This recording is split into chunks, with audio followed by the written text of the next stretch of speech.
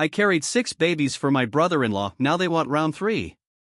I've already got 5 kids with my wife. Our first little one died right after birth because of a rare mutation, and then we welcomed 4 more healthy babies into our home.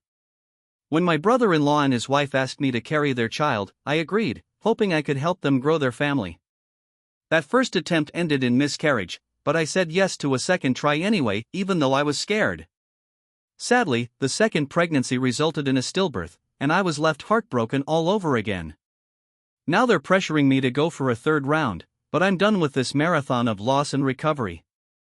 I've physically carried 6 babies at this point, and mentally I'm tapped out. My body has taken on more than anyone should have to endure. After our 4th and 5th kids, I even had my tubes tied, and I'm already planning a hysterectomy once it's safe to do so. My doctor warned me that future pregnancies would put me at serious risk for bladder problems and uterine prolapse. I'm ready to hang up my cape and focus on the family I already have. I've been a voluntary broodmare long enough. My wife is by my side, worried about my health and backing my decision, but she's never been great at pushing back against her family's demands. Every day I get calls and tears from my sister-in-law begging me to reconsider, sometimes with vague hints at legal action if I refuse. I feel awful that the best I could offer them was a tiny gravestone after that stillbirth, but that truly was the end of the line for me. I refuse to risk my life and well-being again when I've already given everything I have. I have my own kids to look after. So am I the bad one for saying no to a third surrogacy? Absolutely not. My body, my choice, and I'll never apologize for choosing my health first. There's a limit to what you can give even for family. And sometimes, saying no more is the bravest choice of all. Now, we move from family conflict over babies to family conflict over futures. What happens when your dream of college gets snatched away to cover someone else's choices? They hijacked my college dream for my sister's baby. Here's what happened. I'm an 18-year-old guy, and my older sister is 22. Our grandma passed away 8 years ago, leaving behind a fund meant to cover all her grandchildren's college tuition if we stayed out of trouble and didn't get pregnant or get anyone else pregnant. Back when we were kids, that money went into accounts managed by mom and dad, and I always assumed it'd be waiting for me when I graduated high school. In her sophomore year of college, my sister found out she was pregnant, panicked about tuition, and leaned on our parents for help while I watched my own college dreams get sidelined. She never pursued child support, and the stress made her pregnancy tougher than any of us anticipated, yet mom and dad still covered her schooling as long as she maintained good grades. Last December she finally graduated, great for her, but with just $2,000 of debt, which I figured came out of a modest student loan. Soon after, I got accepted to my dream university across the state, but mom kept insisting I pick a cheaper local school so I wouldn't need dorms or extra cash. Confused, I asked why they were steering me away from my top choice when grandma's gift was supposed to pay for all of us. That's when the truth came crashing down. They'd emptied my account to cover my sister's pregnancy expenses, everything from medical bills to childcare, leaving me scrambling to borrow and begging for loans. I remember breaking down right there, flooded with anger and heartbreak, realizing my sister's mistakes had cost me tens of thousands of dollars. I confronted my sister in a rage, asking if she'd rather be broken on the streets raising her kid alone, because that's exactly what they'd forced me into. She fired back that without her baby, she'd have nowhere to turn and no support system, reminding me that the child was a living, breathing person too. I snapped that it wasn't fair she'd had the freedom to mess up and party in college, while I'd followed the rules and still ended up with a mountain of debt. Our argument spiraled into shouting matches until I left home and crashed at my buddy's place for the past few days, despite knowing I shouldn't have gone anywhere amid the pandemic. Mom's been blowing up my phone, telling me to come back and be reasonable, promising we could sort it out if I'd just stop villainizing my sister. I told her unless they hand over the cash grandma intended for me, I'm not stepping foot back in that house until my loans are paid off, no matter how many years it takes. So, what do you think? Am I in the wrong for calling out my family for raiding my college fund, or did I have every right to be furious? When your dreams are sidelined for someone else's mistakes, it's not just frustrating, it's heartbreaking. Next, we switch gears to a lighter but equally chaotic story. When a bathroom problem couldn't be solved with words, one woman found a hilarious but controversial solution. I popped dog pee pads on the floor, now he thinks I called him a dog. I'm wondering if I'm the bad for cutting up my dog's old pee pads and taping them around the toilet to catch my boyfriend's errant drips. He's 31 and I'm 29, and we've been together about a year. He moved in with me in my nicer apartment, mainly because he has roommates and I live alone. Overall, everything been smooth, but within the first few weeks I kept finding the bathroom floor soaked near the toilet every single morning. At first I figured it had to be water, since the sink is across the room, but I quickly realized it was definitely urine. I brought it up gently, and he said, "Sorry, sometimes my aim's off," promising he'd be more careful. I asked him again a week later after more puddles appeared, and he gave me the same apology, yet the floor kept ending up sticky and gross. I pointed out that at the very least he could wipe up any mess with toilet paper or a disinfectant wipe, since the cleaning supplies are right above the toilet. He agreed once more, but another week slipped by and I was still scrubbing pee off the tiles several times a week. I toyed with the idea of asking him to just use the tub, but couldn't fathom how someone could miss the bowl so often without noticing, let alone clean it up. Then last night I stumbled out of bed, stepped in another puddle for what felt like the billionth time, and decided I'd had enough. I didn't want to fight or to nag him again about something he clearly wouldn't fix, so I grabbed one of our pup's old pee pads, cut it into a skirt shape, and taped it around the toilet base to catch any stray drops. This morning he blew up at me, insisting I was treating him like an animal and effectively calling him a dog. Truth is, I never meant to insult him, I was just trying to be practical and keep pee off my floor without another argument. I figured that since the pads are literally designed to absorb urine, they'd be a no-brainer solution rather than having to scrub the tile again. So Reddit, tell me, am I the bad here? Sometimes, practicality isn't always the most tactful option. A creative solution can backfire in the weirdest ways. Now, imagine crossing the line with someone you love, not with words, but with secrets. When one dad peeked into his daughter's diary, he uncovered more than he bargained for. I invaded my daughter's privacy by reading her diary. You'll never guess her reaction. I've been a single dad to my 15-year-old since she was 3, after her mom struggled with addiction and I became her sole caregiver. Over the past few months, I noticed she wasn't herself, quieter than usual, withdrawn, and even after a rough breakup she still seemed down. Yesterday, she asked me to straighten up her room while she went out with friends, so I agreed. She's not the best at keeping things tidy, but I was happy to help. As I was folding clothes and putting shoes away, I stumbled on what looked like her private journal tucked behind a stack of books. Curiosity got the better of me, and I flipped past the first page, then saw entries full of heartbreak and self-doubt that crushed me to read. When she walked in, I gently brought it up and admitted I'd peeked inside her diary. Her face went pale, she accused me of betraying her trust, slammed her bedroom door, and hasn't spoken to me since. I thought I was protecting her, but now I'm worried I crossed a line that might take a long time to mend. Some lines shouldn't be crossed, and sometimes, it takes losing trust to realize how fragile it really is. Next, we move from broken trust to broken expectations. What would you do if your landlord tried to claim your backyard sanctuary as their own? This next person found out the hard way. I packed up my entire backyard Oasis, and my landlord went ballistic. I've been renting since I was 18, and when I moved into my first place, the backyard was just a patch of bare dirt fenced in all around. I signed the lease mostly for that outdoor space, even though the house itself wasn't much to write home about. Over the years I transformed that empty yard into a lush green retreat, erecting a small shed, a greenhouse, and even a pizza oven. I filled it with large portable beds overflowing with vegetables, set up an aquaponics system, and spread down fresh mulch so it felt like my own private garden haven. A few months ago, my landlord decided to list the property for sale and gave me a week's notice to move. Since every element of my garden was in pots or movable structures, I carefully dismantled the sheds and greenhouse, loaded all the planters, tools, and equipment onto a truck, and cleared the yard in 3 days with help from friends. When the buyers toured the house, they saw the yard exactly as I'd found it, just dirt, and my landlord even signed off on my final inspection and returned my security deposit without a hitch. That should have been the end of it, but my former landlord blew up, accusing me of stealing the backyard and demanding I put everything back.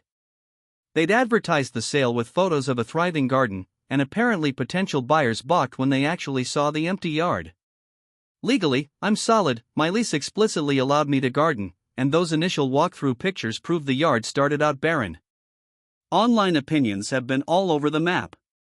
Some folks say I'm totally in the right. If the landlord wanted the garden, they should have bought it, but a few coworkers argued I hurt the property's market value by hauling it all off without warning. Personally, I feel like I was taking only what I'd put in and left the land in the exact same condition I found it. But seeing how furious my landlord is has me wondering, am I really the bad here? When you put your heart and soul into building something, no one has the right to take it away. Not even your landlord. Now, we turn to a story where family loyalty is tested in the most painful way. Imagine walking out of your own dad's funeral not because of grief, but because of betrayal. I stormed out of my dad's funeral when my mom publicly shamed me. Did I overstep by walking out of my dad's funeral when my own mother loudly insulted me in front of everyone? Last Friday, my aunt called with heartbreaking news. Dad had been in a car accident 2 days earlier and didn't make it through the crash. I realized I hadn't heard a peep from my family, even though I've used the same phone number and email since I was 18, so it was clear they'd forgotten to loop me in. My aunt explained she'd have no one else to lean on and asked if I could come to the funeral just to be there for her. After thinking it over, I agreed. My role was simply to support her, not to mend fences with anyone else. Yesterday, I stepped into the service feeling tense but ready to honor Dad's memory. Instead of somber condolences, relatives shoved me into hugs, cheered about dinner plans, and chattered about 5 years' worth of family news as if we weren't gathered for a funeral at all. I held back sharing anything about my own life. No debates about my marriage or job belonged in that moment. They then placed me beside my mom for the ceremony, which felt fine at first. When it was time for speeches, they pressed me to the podium even though I told them I hadn't prepared a tribute. I muttered, "He'll be missed," and returned to my seat, and that's when my mom erupted. She screamed that I was a worthless man who'd always disrespected the family, all because I hadn't delivered a grand eulogy for Dad in front of the 100 guests. I froze for a moment, then stood up, told her to enjoy the rest of her day, and walked right out the door. My wife later told me I did the right thing by avoiding a shouting match, and my aunt agreed Mom had crossed a line. Now I'm getting texts saying I overreacted. So tell me, am I really the bad here? When grief and anger collide, sometimes the only choice is to walk away, even if it's from your own family. Next, we head into a heated family conversation where money, college, and old grudges clash in the most unexpected way. She hung up on me when I asked her to chip in for siblings' college. Am I in the wrong? I'm a 50-year-old mom who's always juggled work and family.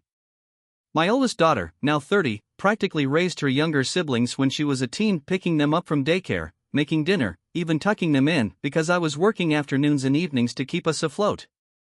Looking back, she told me that being treated like a second parent cost her a normal social life and left her feeling stressed throughout high school. I've owned up to those mistakes many times, and while our relationship has improved over the years, there's still tension between us.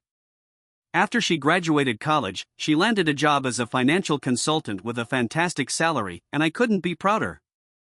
Having spent my life near the poverty line and never gone to college myself, watching her succeed has been one of the biggest rewards of my life.